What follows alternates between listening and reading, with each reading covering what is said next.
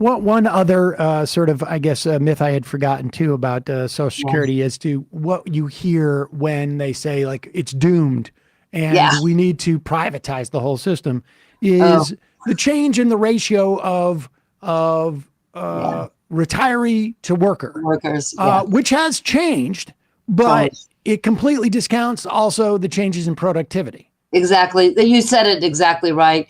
The math about whether or not you can decide if a system is affordable or not is not the ratio of retirees to workers. That's not the dependency ratio is crude and irrelevant. Because, for instance, sorry to interrupt my own self, but we had a very, very high dependency ratio when men went to work and women stayed home with a large number of children. The dependency ratio was quite high.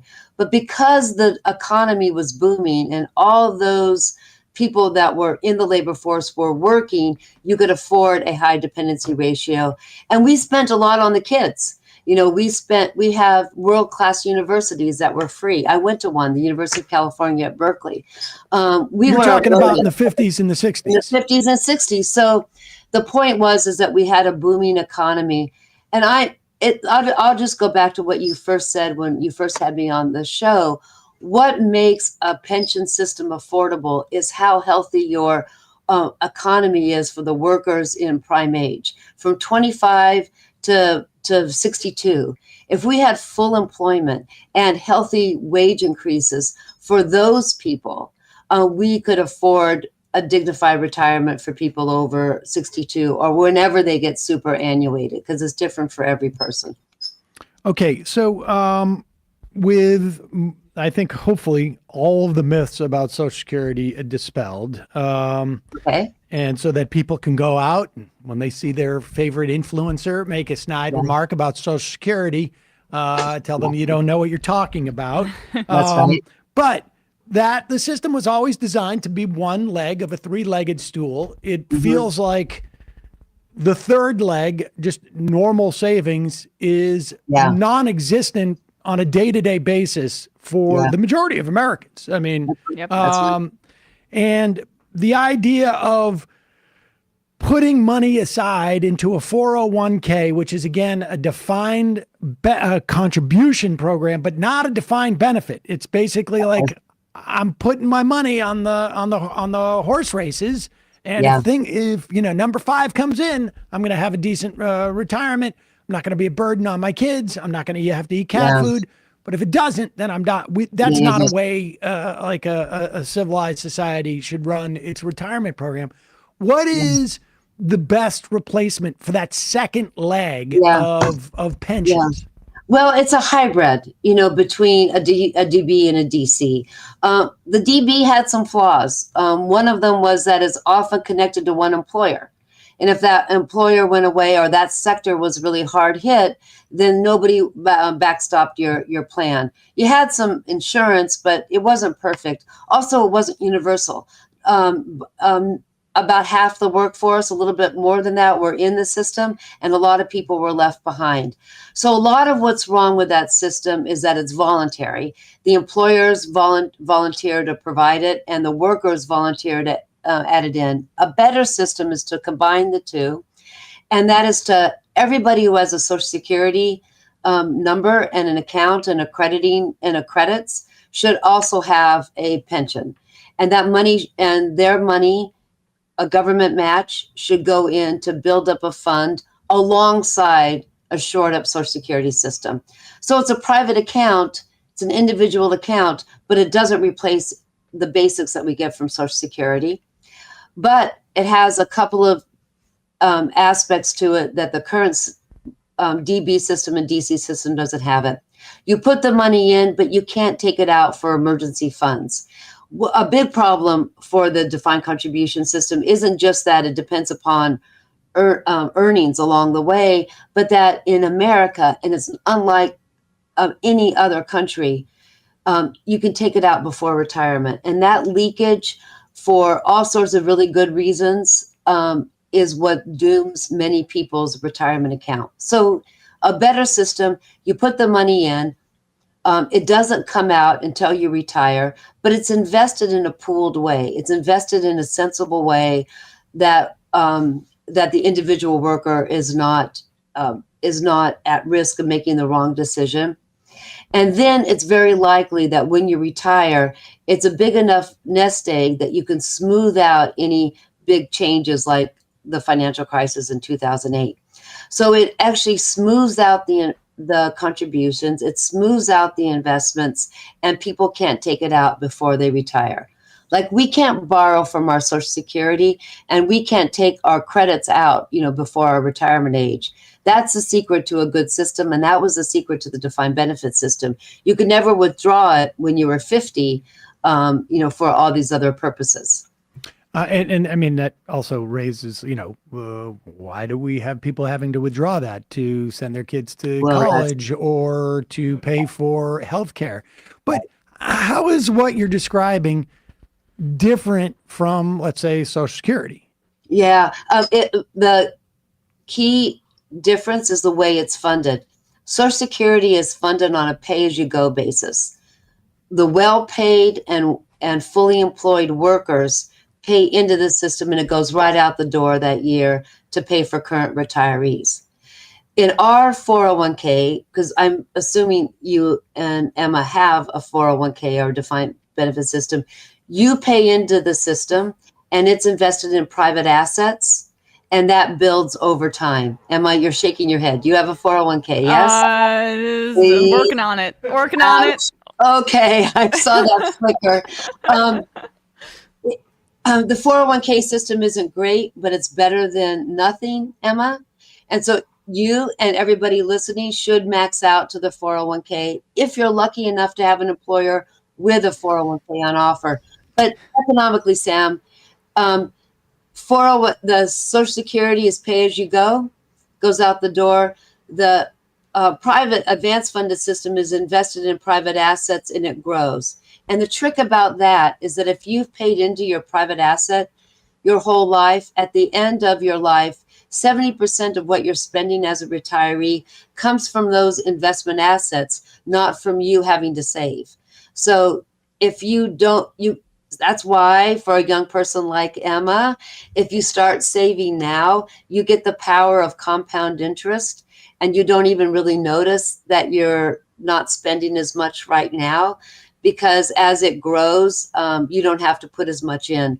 If you wait until you're 50 and you want to be where you were if you started saving in your 20s, you have to put in half your salary to make up for what you would have had if you put in 4% of your salary in your 20s, or 8% in your 30s, or 12% in your 40s. That power of compound interest, anybody could do it on their computer, take a calculator, is what's behind that second tier, Sam. Is that if you advance fund and you do it early enough and you do it long enough, most of those earnings come from the market, not from your own reduction, your own austerity. And my understanding is that in Congress, there is a version of that is being promoted, and it is bipartisan. And I would imagine it's because it has both those elements. One, that it's sort of locked away. It's not something that you have access to. Like, theoretically right now, you could have an IRA in addition to a 401k or in lieu of. And I think you can take out from there. You'll have penalties, and you're ruining your savings. But it has that same sort of quality of, like, you can put it in an index fund, or I guess you could do other more creative things that I don't understand. But it would accrue over time. It would have compounding interest. So there's the compounding interest and the fact that it helps prop up the stock market, frankly, is what is appealing to conservatives. And the idea that you're protected, and it basically says, if you run into, issues later in life in terms of other expenses, society's going to have to figure out a way of providing for that, rather than to steal it from your retirement. Sam, you're right. On the Republicans like it because everyone's is involved in the capitalist system. And the Democrats like it because if your parents stop dipping into their 401k to pay for your college education, if they can't do that, because I know parents here, they would do everything they could to get their kids to a college, especially middle-class parents. They would dip into their Social Security. They would sell their soul to the devil if they could. But since you can't dip into Social Security, or as far as I know, sell your soul to the devil and get money, dipping into your 401k is where people do it. And we don't have any political support to fund our public schools, like we did when I got to go to the University of California at Berkeley. That was my baby bond, was the promise that if I could get to college, then I would have a first-rate college education. I didn't need to have cash in order to go pay for a very high tuition. So the problem in our society is that we don't have full employment. For 40 years, ordinary workers didn't get a raise. And we've put so many costs on families that used to be paid for by society. That's what's eroded the pension system, not longer lives or even the demand for workers to have some time off at the end of a long working life. What is the status of that retirement? Yes. Yeah, and that bill. You refer to it as the Gray New Deal. Why not Silver New Deal? Silver. It would have been Speaking better. as someone who is starting to silver, not so much gray. Yeah, you're right. I should have. Gray, I kind of wanted to lift up. Remember, black is beautiful. Gray is beautiful. Kind of lift up what had been demeaned, and lift it up as like first rate. Silver had kind of a second rate aspect to it. I want to put gray up as lift rate. That's kind of the political aspect to it. So I get it. Fair. But gray is beautiful. Gray is beautiful. Reclaiming it. Right. I'm going to own it, even though I don't, because I know that age discrimination is real, right. Especially lethal for older women. So I'm maximizing and trying to do as best I can. So that's why I've aligned myself with Kevin Hassett, who was Trump's top economic advisor. We came together not on politics, like no way would we even be like in the same room, but we came together as economists wanting to have more security. Because rich people are afraid of the pitchforks of people not being involved in the system, really revolting against the system, and me because everyone deserves a dignified retirement after a long time of work. So this bill is that structure. Everybody's opted into, everybody with Social Security number has a private account. And if you're low income, the government contributes 5% for every 3% that you put in. I know that lower income workers, though they live on the edge, want retirement because whenever they unionize and they're really low income, they vote to have their union and employers set aside some money for retirement. So the janitor, the home health care worker, they want security in their old age. They're completely financially literate, knowing they need to have it. They just need a platform to do it. That bill just got another Republican supporter because there's probably 35 Democratic senators who would support it. It's actually the Republican side that needs to be assured.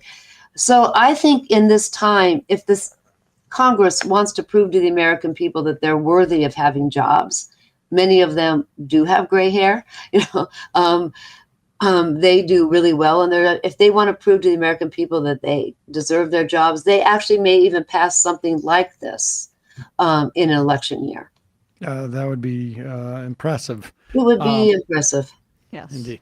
Teresa Ghilarducci, director of the Schwartz Center for Economic Policy Analysis at the New School.